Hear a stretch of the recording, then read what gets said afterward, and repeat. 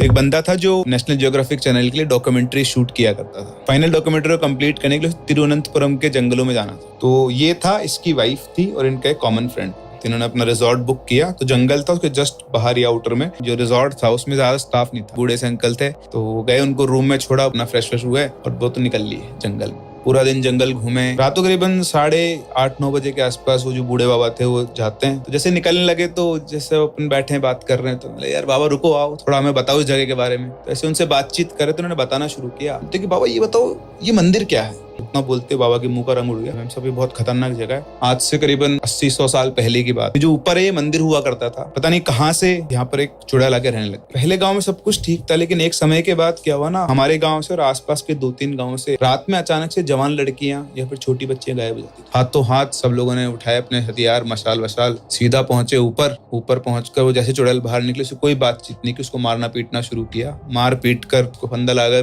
पेड़ से लटका दिया और वहीं उसको आग लगा दी। मरते मरते बोल गई कि तुम लोग मुझे तो मार रहे हो, लेकिन तुम्हें क्या लगता है मैं मर जाऊंगी? मैं यहीं पे रहूंगी और तुम सबसे बदला लूंगी। उस पूरी जगह को सील कर दिया गया और ये मना कर दिया गया पूरे गांव के अंदर कि कोई भी उस पहाड़ी के ऊपर नहीं जाएगा। उनको कहानी सुना तो बोलते हैं मेम साहब तब से हमारे गांव में से कोई भी वहां पर नहीं जाता है। और मैं आपसे भी ये कह रहा हूँ, आप कहीं भी जाओ लेकिन वहां मत जाओ ना, बोल के वो चले जाते हैं। तो जाने के बाद तीनों एक दूसरे को देखते हैं और हंसते हैं। अभी रात को सोते सोते वो जो उसका हस्बैंड होता है उसकी आंख खुलती है किसी डिस्टर्बेंस से। हिंदी में कोई कुछ काउंट कर रहा है, 15, 20। तो लगा उसकी वाइफ कुछ गिन रही है पैसे से। फिर से उसकी वापस से आंख खुली डिस्टर्बेंस से। तो वो जो काउंटिंग चल रही थी हिंदी में 15-16, वो बहुत आगे पहुंच चुकी थी। 25,127, 25,128।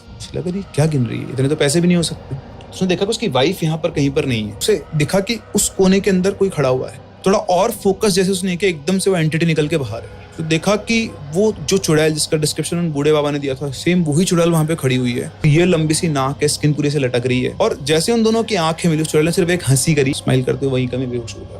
और वो बूढ़े बाबा है जो वही उसे उठा रहे हैं। तो उठते पूछते मेरी बीवी कहाँ है? बोलते कि साहब आप उस मंदिर पे गए थे क्या? तो बोलता साइड में हटो, मेरी बीवी कहाँ है? उधर इशारा करता है कौन। भागते हुए जाता है तो देखता है उसकी बीवी की लाश पड़ी हुई थी। उसकी बीवी की लाश में सबसे अजीब चीज थी वो ये थी कि वो बिल्कुल गंजी हो चुकी थी। बाल जो थे उसके ऐसे काट के लेकर गए, बाल एक एक करके किसी ने उखाड़े।